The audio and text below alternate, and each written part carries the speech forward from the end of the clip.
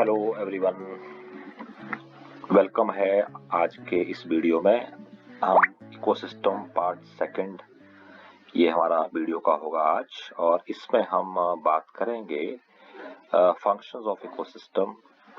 Ecosystems के क्या क्या फंक्शंस होते हैं। So we will talk about the functional component of ecosystem.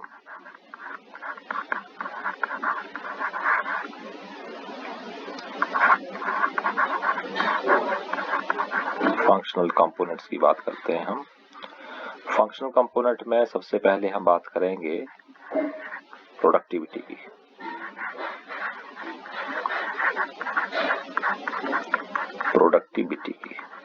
ठीक है, प्रोडक्टिविटी को कैसे डिफाइन करेंगे हम लोग? प्रोडक्टिविटी को डिफाइन करेंगे हम ऐसे डिफाइन करेंगे कि productivity is the biomass production. Productivity क्या है? It is the biomass production. Biomass क्या है? It is the amount of living material present. Amount of living material को हम कहेंगे बायोमास है। तो ये जो प्रोडक्टिविटी है ये दो टाइप्स की हो सकती है। एक है प्राइमरी प्रोडक्टिविटी,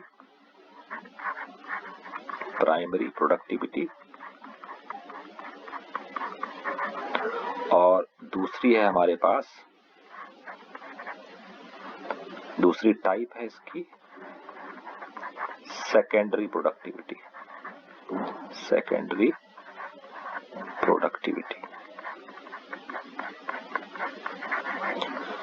अब प्राइमरी प्रोडक्टिविटी को हम कैसे डिफाइन करेंगे? देखिए, प्राइमरी प्रोडक्टिविटी से क्या मतलब हुआ हमारा? Primary productivity, it is the productivity at producers level. At producer level के ऊपर जो प्रोडक्टिविटी है that is known as primary productivity. Secondary productivity, it is the productivity at the level of the consumer.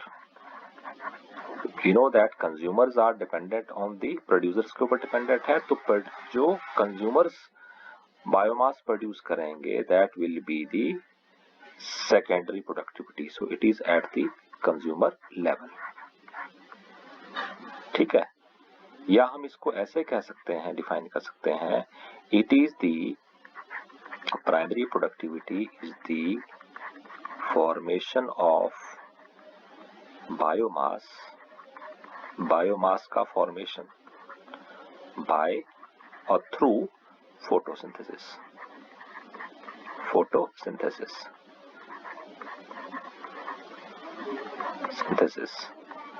ठीक है, unit क्या होगी इसकी?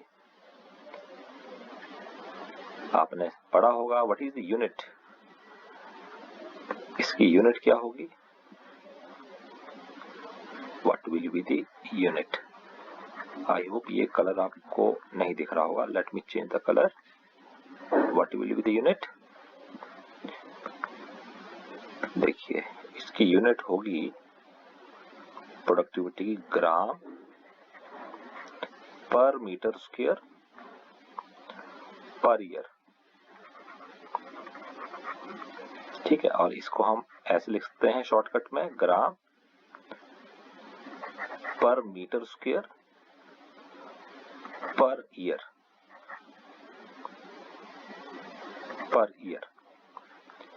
या इसको एक और तरीका है किलो कैलोरी की फॉर्म में, kilo calorie per metre square per year. Important है यूनिट्स ये। शॉर्टकट में कैसे लिख सकते हैं? Kilo calorie per metre square, area है per metre square, and per year. ठीक है, अब हम आते हैं सेकेंडरी प्रोडक्टिविटी के ऊपर। सेकेंडरी प्रोडक्टिविटी क्या होगी? Secondary productivity, it is the, हमने कहा ये कंज्यूमर लेवल के ऊपर बायोमास प्रोडक्शन है। सो हम इसको ऐसे डिफाइन कर सकते हैं, क्या? Formation of, it is the formation of biomass biomass in consumers,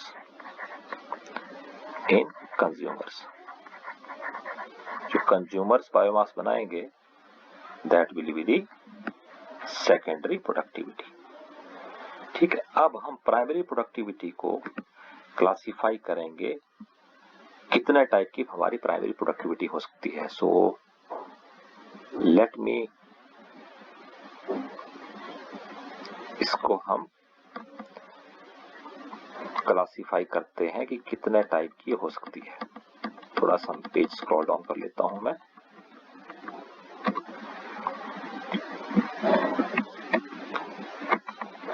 दो टाइप की प्राइमरी प्रोडक्टिविटी हो सकती है,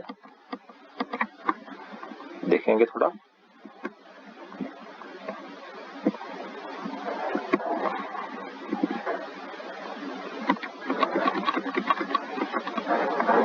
प्राइमरी प्रोडक्टिविटी को हम क्लासिफाई कर देंगे दो कैटेगरीज के अंदर। कौन कौन सी कैटेगरी है? एक है हमारी gross primary productivity, I am writing here, यहां हम इसको लिख रहे हैं।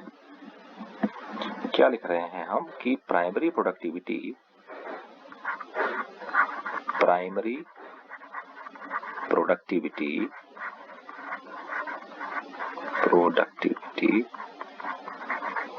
जो ये दो टाइप्स में हम इसको कैटेगराइज कर सकते हैं।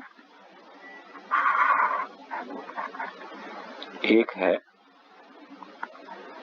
First type will be gross primary productivity, GPP। It is gross primary productivity.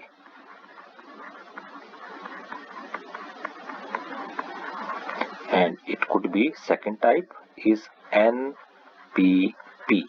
NPP stands for net primary productivity.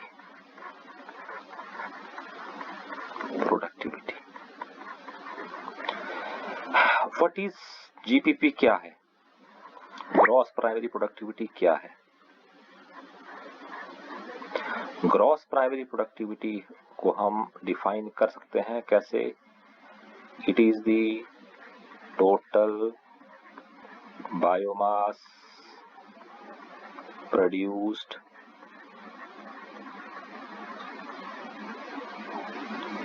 or total biomass production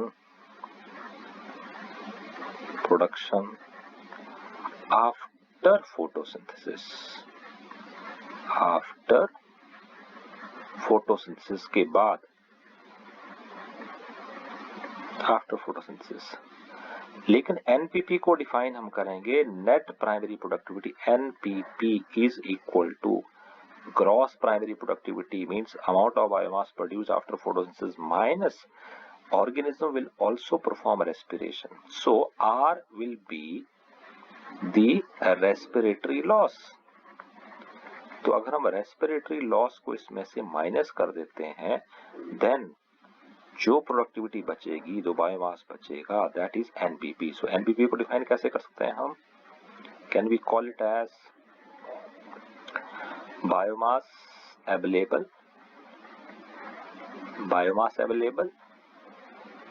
for next trophic level। Trophic level क्या होता है? आप लोग मुझे कमेंट करके बताएंगे। Trophic level, next trophic level क्या है? Trophic level, depending on the food habits, we will classify the different organisms into different levels. Whether organism में भी प्रोड्यूसर हो सकता है, प्राइमरी कंज्यूमर हो सकता है, सेकेंडरी कंज्यूमर हो सकता है, ठीक है, टर्शियरी कंज्यूमर हो सकता है, and so on. So depending on the food habit हम ऑर्गेनिज्म को क्लासिफाई करते हैं into the trophic levels. So biomass which is available for next trophic level after respiratory loss, that will be the gross primary productivity. उसको हम कहेंगे that is the gross primary productivity है ये, right. So I hope आपको ये concept समझ में आ गया होगा। अगर समझ में आ गया है तो आपको कोई डाउट है आपके, तो you can write me comment section में, मुझे आप ये लिख सकते हैं आपके डाउट, मैं आपको सॉल्व कर दूंगा डाउट्स को, राइट। अब हम नेक्स्ट हम देखते हैं आइए नेक्स्ट हम देखते हैं। Next let me change the colour.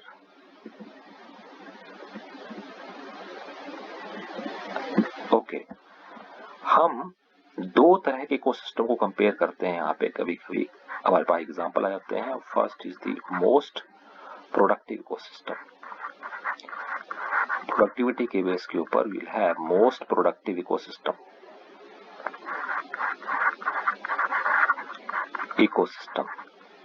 और हमारे पास दूसरा आ जाएगा, second will be the least productive ecosystem. दो तरह के इकोसिस्टम आ सकते हैं हमारे पास। एक में जहां पे प्रोडक्टिविटी बहुत ज्यादा है जिस सिस्टम की, और दूसरा सिस्टम आ जाएगा बच्चों जिसमें प्रोडक्टिविटी कम है। एग्जांपल देखिए, इसमें मोस्ट प्रोडक्टिव इकोसिस्टम का एग्जांपल क्या होगा हमारे पास। मैं यहाँ लिख रहा हूँ कोरल रीफ। कोरल रीफ, मूंगा, इसको कोरल को हम हिंदी में मूंगा बोलते हैं। कोरल रीफ का जो इकोसिस्टम है।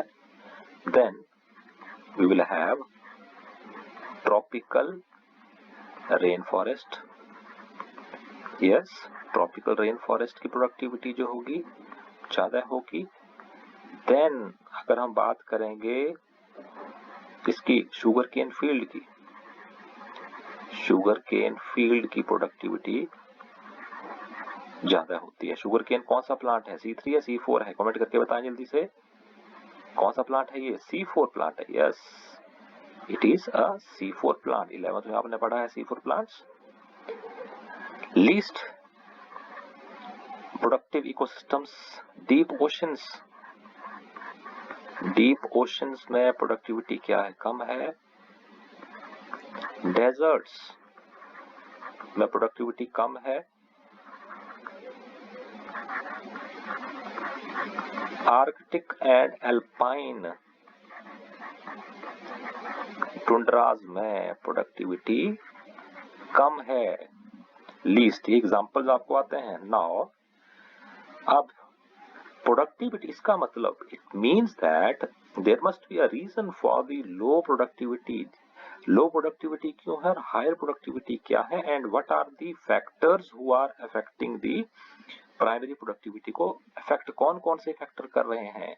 आइए हम इसके बारे में देखते हैं। लेट अस सी कौन कौन से फैक्टर्स हो सकते हैं। तो सबसे पहले हम पता लगाते हैं किसके बारे में हम बात करते हैं। Will talk about the, let's talk about reason. हम पता करते हैं सबसे पहले लो प्रोडक्टिविटी डीप ओशंस की। क्वेश्चन आता है, इंपॉर्टेंट क्वेश्चन है, what are the reasons for low productivity, low productivity of deep oceans. Deep oceans की प्रोडक्टिविटी कम क्यों होती है बच्चों? क्यों कम होती है बताइए।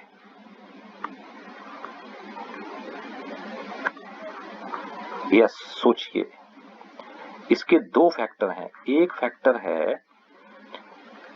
फैक्टर ये है कि जो लाइट की अवेलेबिलिटी है वो क्या होगी डीप ओशंस में, दैट विल बी लेस।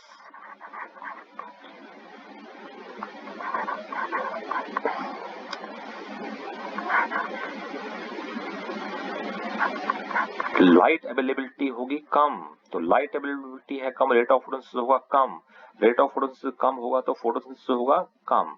तो एक रीजन तो ये हो गया। दूसरा, नाइट्रोजन इज रिक्वायर्ड। हमें पता है कि नाइट्रोजन चाहिए प्लांट की ग्रोथ के लिए। So nitrogen will be in the deep ocean, nitrogen will be a limiting nutrient हो जाएगा। तो ग्रोथ जो है वो क्या हो पाएगी, कम हो जाएगी, बायोमास प्रोडक्शन कम हो जाएगा।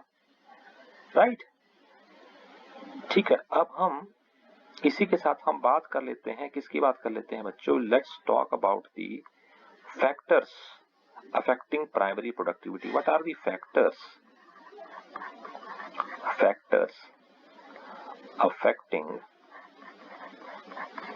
affecting primary productivity? Primary productivity. Productivity. कौन कौन से फैक्टर अफेक्ट कर रहे हैं? पहला फैक्टर, फैक्टर 1 कौन सा होगा बच्चों? फैक्टर कौन सा होगा? फोटोसिंथेटिक, आई होप ये कलर आपको डिस्टर्ब नहीं कर रहा होगा। Photosynthetic efficiency,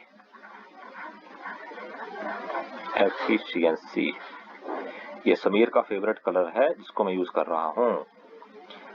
then availability of nutrient,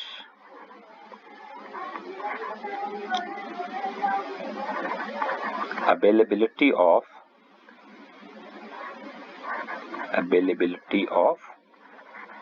nutrients effect करेगी, बिल्कुल इफेक्ट करेगी न्यूट्रिएंट्स की अवेलेबिलिटी। लाइट, कम लाइट है तो फोटोसिंथेसिस कम होगी, प्रोडक्टिविटी कम होगी। वाटर, 11th में आपने पढ़ा था लिमिटिंग फैक्टर फोटोसिंथेसिस के लिए। Temperature, low temperature enzymes, photosynthetic enzyme काम नहीं करेंगे, ठीक है, that is they will become inactive. High temperature को डीनेचुरेट कर जाते हैं, पढ़ा है हम लोगों ने, राइट। सॉइल, सॉइल में क्या आ जाएगा हमारे पास? एफ में हमारे पास आ जाएगा soil.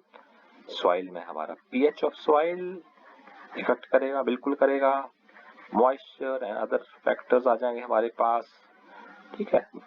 So these are the factor which are going to effect the productivity को इफेक्ट करेंगे, फैक्टर्स हैं हमारे पास, right. So this is about the factors affecting primary productivity, right. So अगर आप इफ यू पे अटेंशन, अगर आप attention पे करोगे यहाँ पे और साथ साथ में लर्न करते रहोगे तो आपको एनसीईआरटी, सीबीएसई बोर्ड एग्जाम के लिए और नीट के एग्जाम के लिए भी आपको सारे क्वेश्चंस आपके यहाँ पे धीरे धीरे करके कवर हो जाएंगे, क्योंकि हम जो है मेन कोर, हार्ड कोर जो कंसेप्ट बिल्डिंग के ऊपर हम काम कर रहे हैं यहाँ पर, ठीक है। एक वीडियो देखते हुए अगर आपने चैनल सब्सक्राइब नहीं किया है तो प्लीज चैनल को, अगर आपको अच्छा लगे तो इसको सब्सक्राइब कीजिएगा, और कोई और प्रिपेयर कर रहा हो, आपका क्लासमेट, आपका फ्रेंड, आपका रिलेटिव, तो चैनल को शेयर जरूर कर दीजिएगा, ठीक है। नेक्स्ट हम बात करते हैं, किसके बारे में बात करते हैं? आइए हम कुछ फैक्ट देखते हैं which are given in NCERT में, फैक्ट दे रखे हैं। अगर हम इस प्रोडक्टिविटी की रेफरेंस में हम बात करते हैं बायोस्फीयर की, हमारे बायोस्फीयर की what will be the annual net primary productivity, NPP क्या होगा? सो एनुअल नेट प्राइमरी प्रोडक्टिविटी हमारे बायोस्फीयर की है 170 बिलियन टन। कितनी है? 170 बिलियन टन, ठीक है। अब इस 170 बिलियन टन में यहां पे थोड़ा आप अटेंशन पे करेंगे और इसको लर्न करेंगे, आप इसको देखिए। इस 170 में we are dividing this 170 to 2 portions. इसमें 55 billion tonne, how much? 55 billion tonnes, ये है किसकी? ओशंस की प्रोडक्टिविटी। किसकी है ये? ओशन की प्रोडक्टिविटी है ये।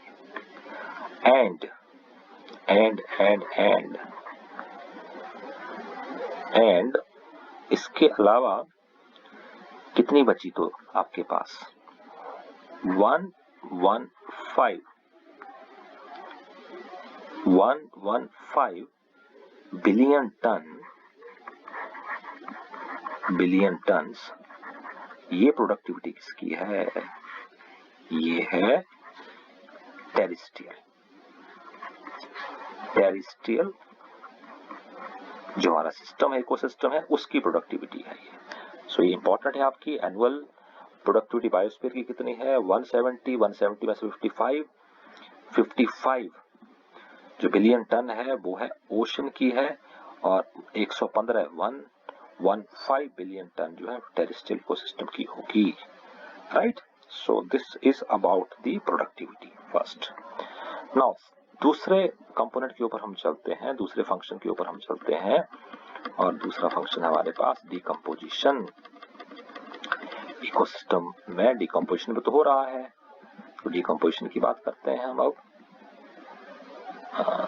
Late me take select one colour,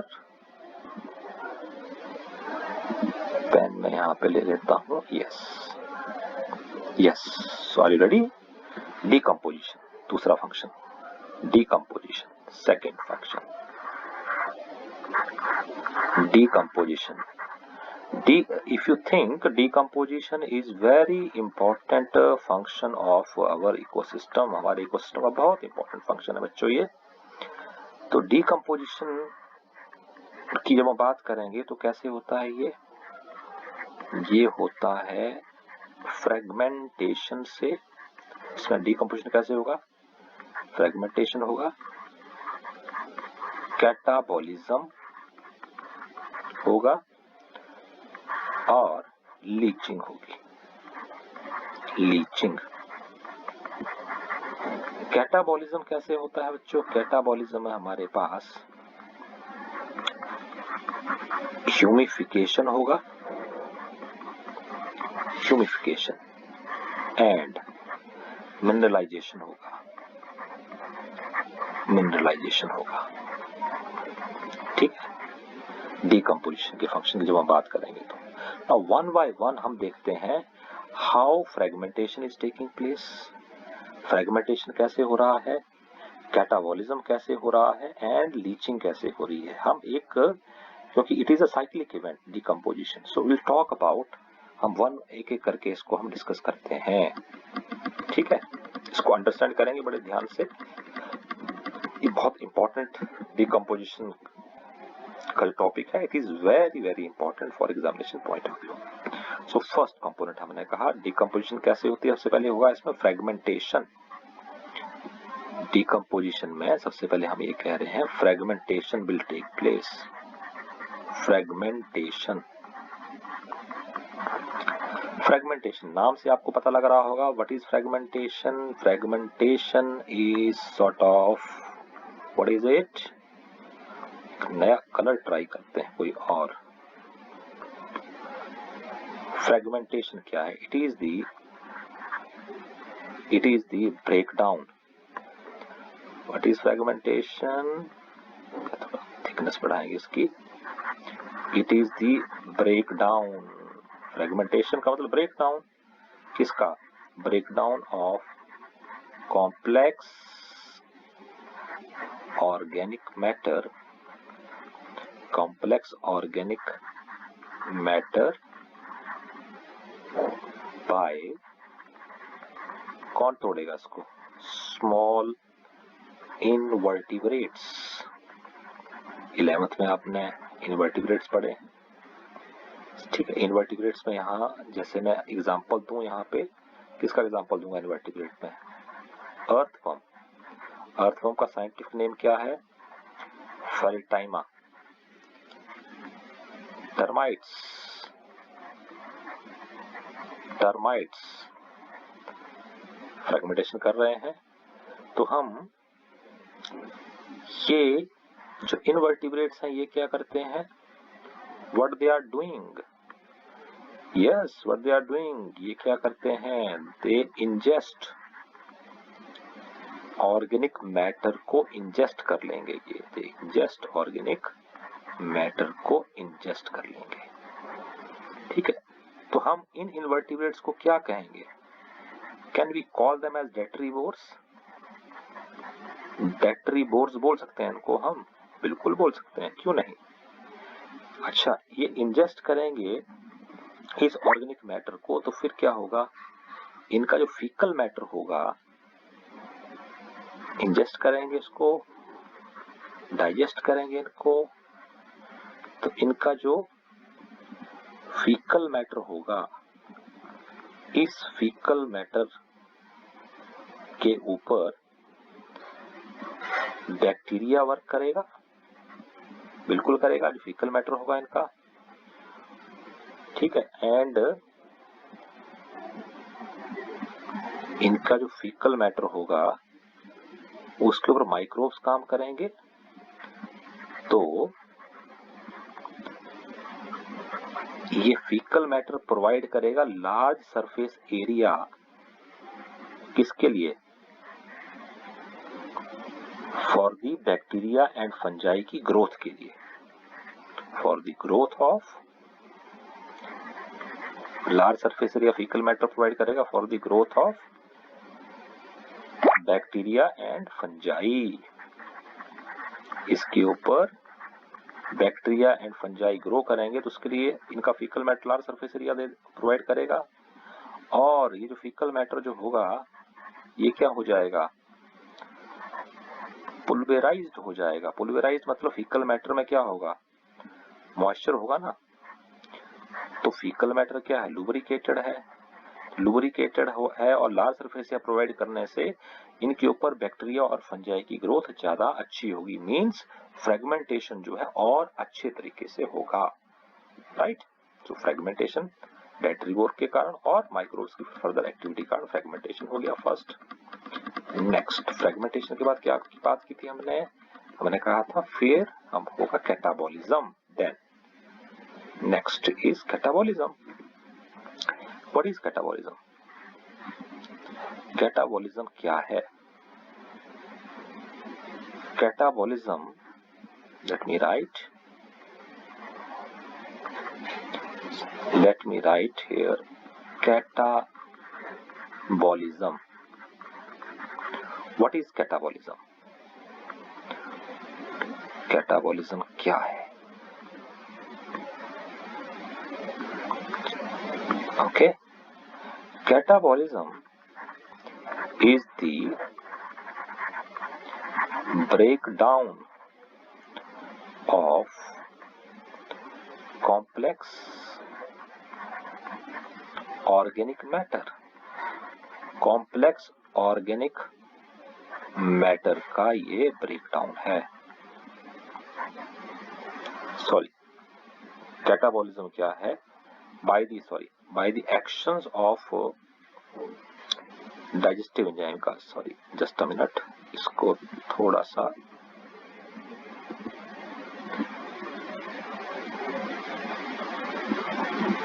catabolism जो है एक्शन ऑफ ब्रेकडाउन है ये, लेकिन किससे है? ये हमने गलती से फ्रेगमेंटेशन का लिख दिया। Catabolism is the digestive enzymes work करेंगे जो हमारा फ्रेगमेंटेड प्रोडक्ट था सारा का सारा उसके ऊपर। तो हम क्या लिखेंगे यहाँ पे? Catabolism will take place with the help of it is bacteria and fungi, so there will be action of bacteria and fungi का एक्शन होगा। जो फ्रेगमेंटेड प्रोडक्ट आया है बैक्टीरिया फंजाई क्या करेंगे? जैसे मैंने कहा कि फ्रेगमेंटेशन के बाद जो फीकल मैटर आएगा उसके ऊपर ये अपने डाइजेस्टिव एंजाइम रिलीज करेंगे, ठीक है। डाइजेस्टिव एंजाइम जो है ये वर्क करेंगे किसके ऊपर? जो ऑर्गेनिक मैटर है उसके ऊपर। ऑर्गेनिक मैटर जो होगा उसके ऊपर वर्क करेंगे ये। ऑर्गेनिक मैटर जो है इसमें जो इनऑर्गेनिक मैटर है, ऑर्गेनिक मैटर काम करेंगे और ये इसमें इनऑर्गेनिक मैटर में कन्वर्ट करके इसको क्या करेंगे? ये दे विल ऐड, इसको ऐड कर देंगे, add into the soil, add into the inorganic matter को ये सॉइल में ऐड कर देंगे इसको, ठीक है। That is catabolism. So catabolism क्या है? Digestive with the help of digestive enzyme breakdown of the organic matter and release of the inorganic matter into the soil, soil के अंदर रिलीज होना, that is catabolism. And leaching क्या है? Second हमने बात की थी इसकी, इसमें व्हाट इज लीचिंग? लीचिंग यहाँ पे हम लिख देते हैं leaching. Leaching is nothing, it is the percolation of water soluble inorganic substances का परकोलेशन होना, substances where in the deeper levels and ये जो inorganic substances हैं they became unavailable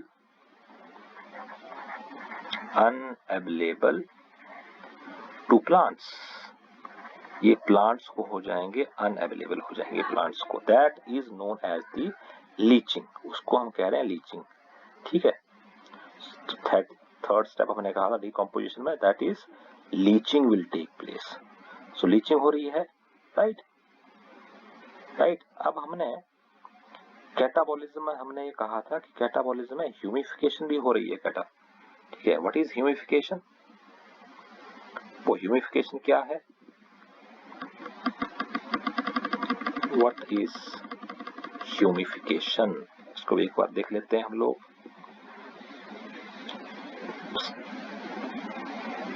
ह्यूमिफिकेशन क्या है? ओके, ह्यूमिफिकेशन क्या होती है ये हमने, it is the process of formation of humus, it is the क्या है ये, फॉर्मेशन ऑफ ह्यूमस। ह्यूमस क्या होती है? ह्यूमस इज, पढ़ा है हम लोगों ने बचपन में, it is the reservoir of minerals. Humus क्या है? It is the reservoir of minerals, minerals का रिजर्वॉयर है ये। ह्यूमस को हम क्या कहते थे? ह्यूमस को हम कहते थे, व्हाट इज ह्यूमस? ह्यूमस क्या है? Humus will form the top layer of soil। और क्या करती है ह्यूमस? ह्यूमस increases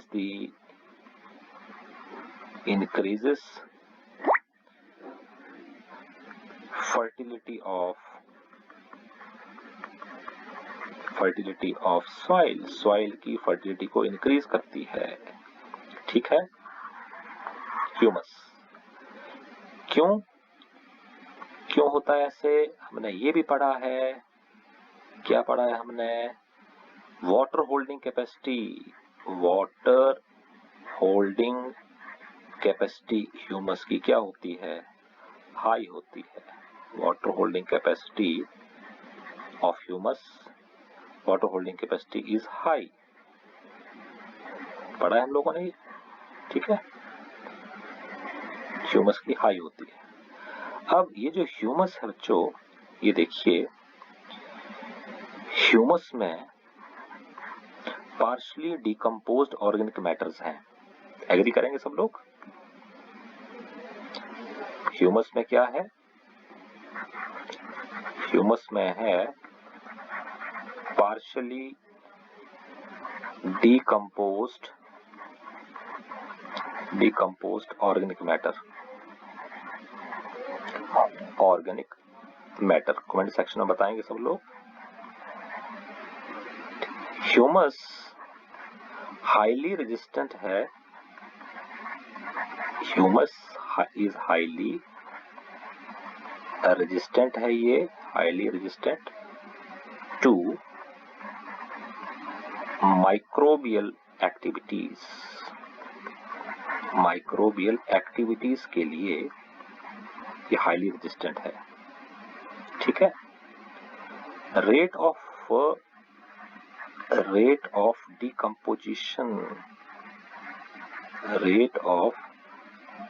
डिकम्पोजिशन की बात करेंगे तो इसका रेट ऑफ डिकम्पोजिशन है स्लो।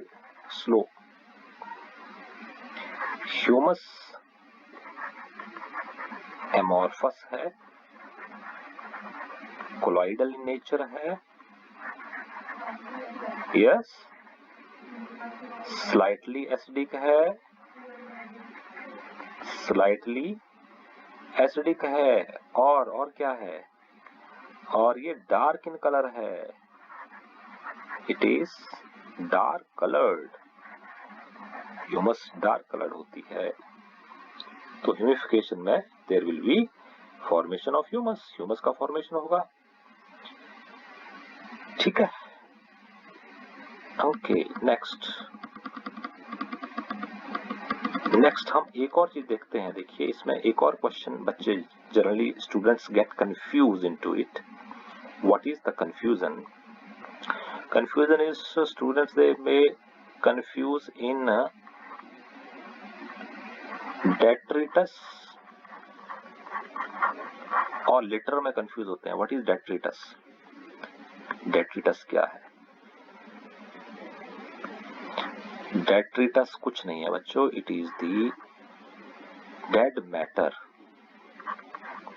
डेट्रिटस आप कहेंगे ये है डेड मैटर। जब डेड मैटर की बात करेंगे तो इट विल इंक्लूड प्लांट का डेड मैटर और एनिमल्स का डेड मैटर, राइट?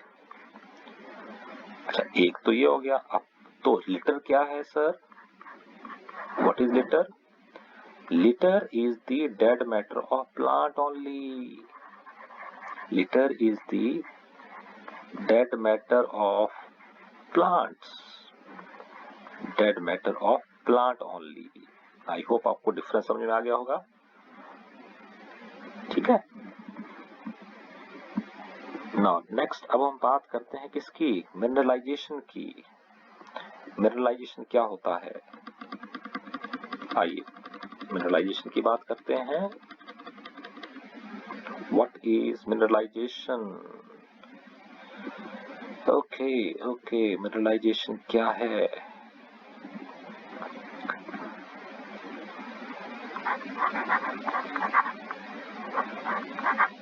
मिनरलाइजेशन क्या है?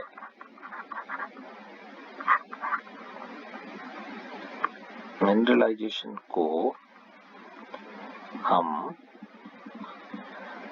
हम ये कह रहे हैं there will be slow decomposition in humus. Humus का डिकम्पोजिशन कैसा है? स्लो है। तो अब इस स्लो डिकम्पोजिशन से क्या होगा? It will slowly add inorganic nutrients और मिनरल्स इनटू द सॉइल। ये क्या करेगी? There will be it will slowly add inorganic nutrients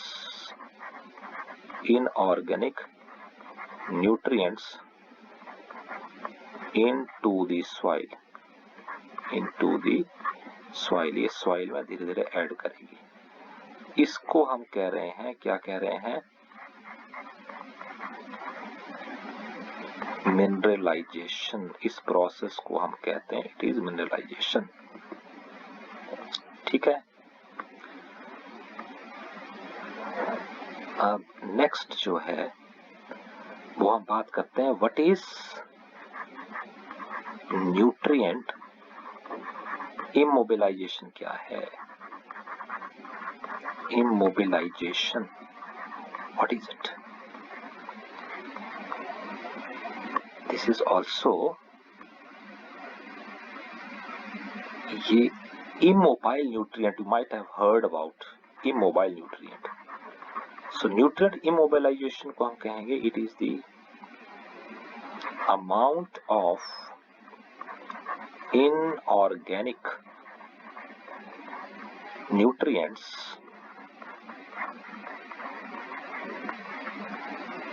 present inside the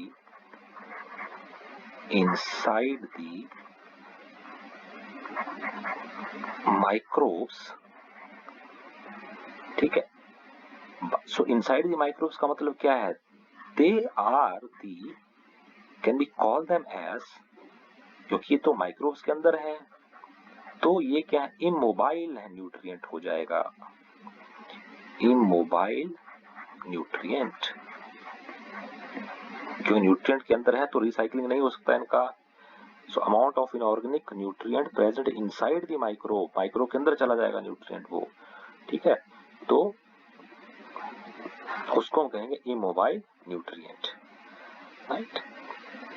right, अब हम नेक्स्ट क्लास में बात करेंगे what are the factors which are affecting for rate of decomposition, वहां से हम लेके चलेंगे, अदरवाइज क्योंकि वीडियो हमारा बहुत बड़ा हो जाएगा। तो प्लीज आप यहाँ तक इसको रिवाइज कर लीजिएगा। इसका first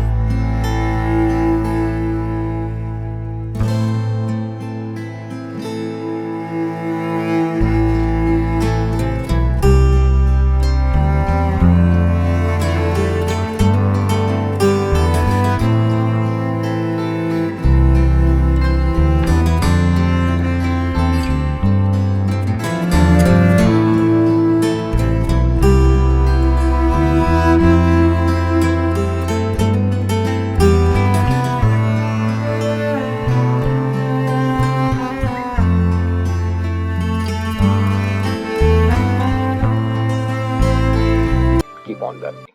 Thank you. Thanks for watching.